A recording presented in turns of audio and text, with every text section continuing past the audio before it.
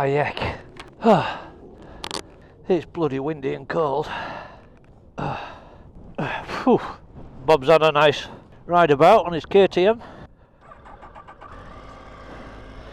Oh, let's get out of this wind.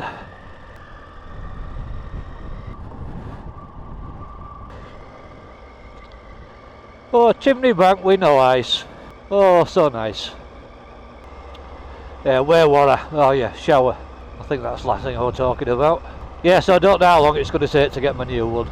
I'm having to struggle and get a straight wash in my bathroom sink, which isn't ideal. It's quite difficult actually. Well, this was the corner of death. I really didn't like coming down that bit with all the ice and snow and shit. But it's fine when it's not icy. Yeah.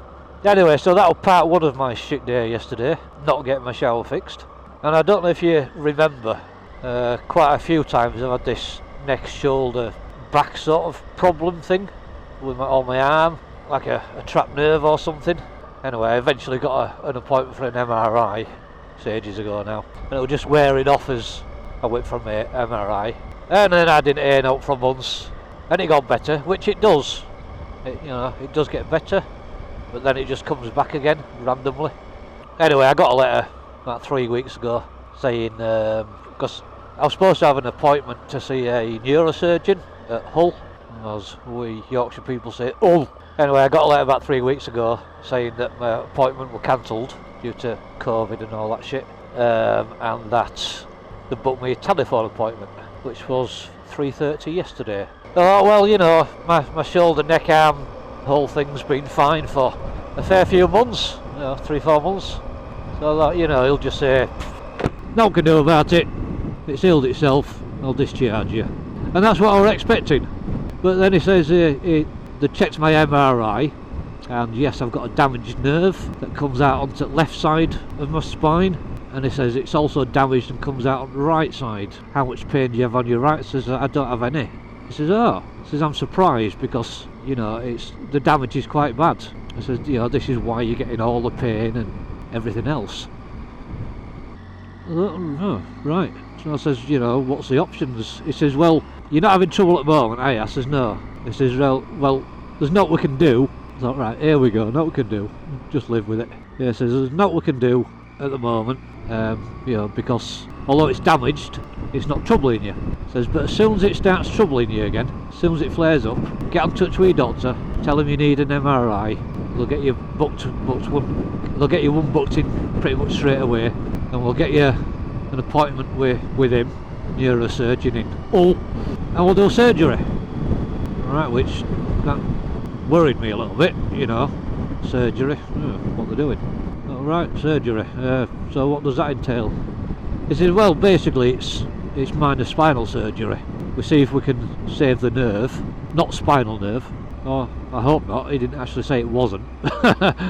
Anyway, he says, we'll see if we can fix it, save it, and if not, we'll take the damaged bit out and enlarge the hole that the nerve runs through, therefore relieving the pressure on the damaged nerve if they don't cut it out.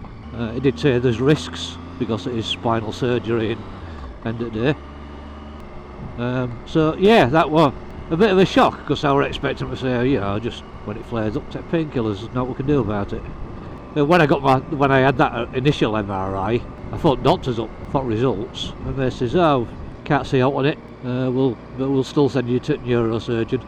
Hence me thinking, this telephone appointment were going to be a complete waste of time.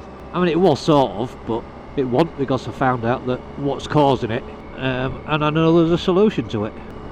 Yeah, it did say, it might actually correct itself. He says it's unlikely.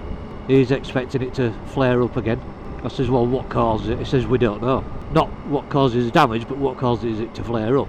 He don't know. So yeah, at some point I might be having surgery on my back, which, to be honest, I'm not looking forward to. But if it solves the problem, it solves the problem, and I'm happy with that. I think I'm going to be stuck behind this wagon for quite a while. I'm not going the long way around. I do need to find somewhere sheltered so I can have a cup of tea and a carrot cake bar. I normally have one up Chimney Bank up there. Suppose I could have had one while Bob were having a ride about on his KTM, but It was just too windy, too bloody cold. So somewhere sheltered's needed. I know it's not, and I know it's in my head, but I'm seeing these wet patches here, and I'm thinking, oh shit.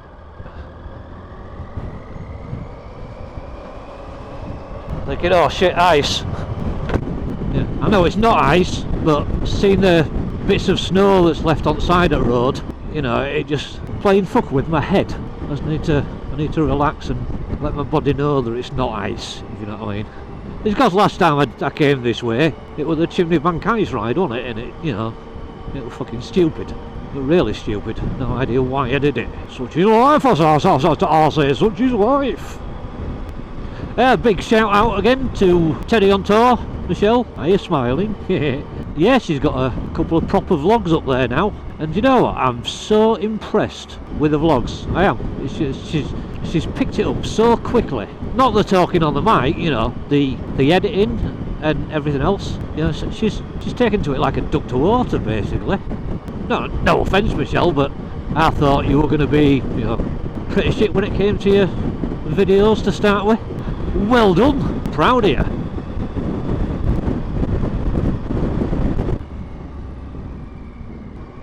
I went out on my e-bike, can't remember what day it was, t'other day, I think it was Sunday actually.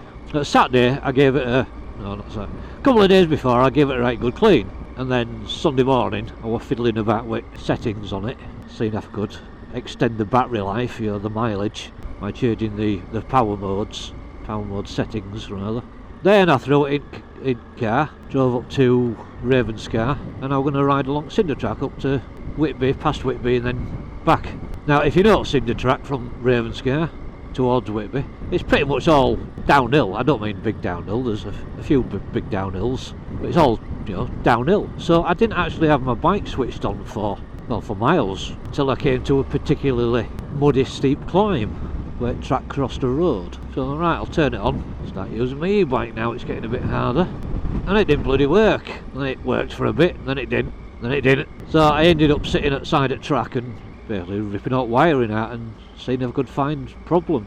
And it seemed to work, and I got probably quarter of a mile with, you know, proper full power and everything else. Thought brilliant. So, you know, and I carried on towards Whitby.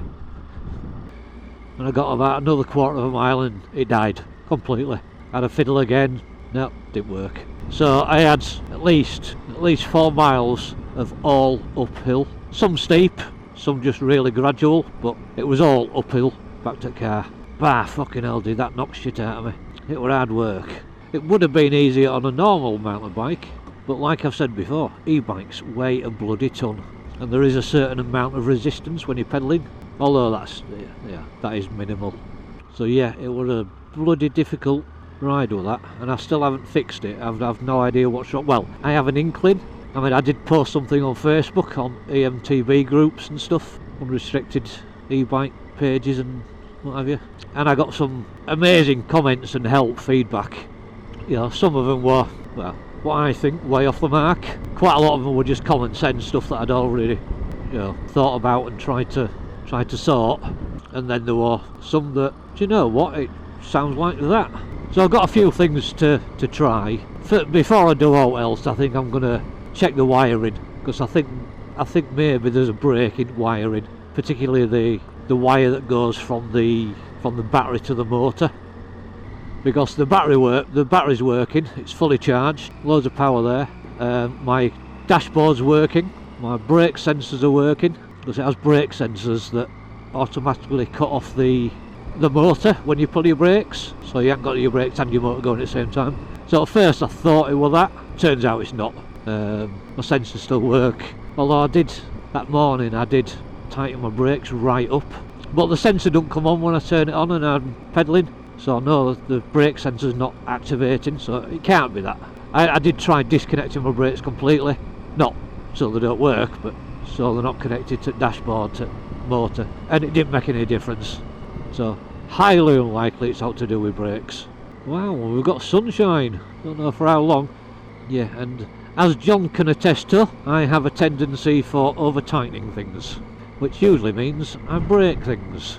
So I Obviously to tidy it wiring up I put it in some like corrugated tubing stuff to try and protect it from elements, and then, you know, to tidy the rest of wiring up, zip ties. And like everything else, as John knows, I probably over tightened the zip ties, and I've over time one of the wires has broke because it's been too tight.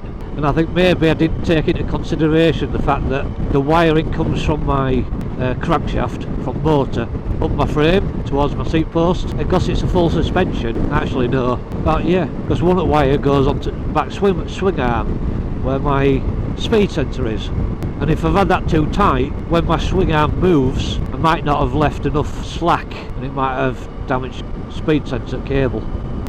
But there again, my thumb throttle doesn't work, and the thumb throttle has got nothing to do with the speed sensor, so yeah, or at least I don't think it does.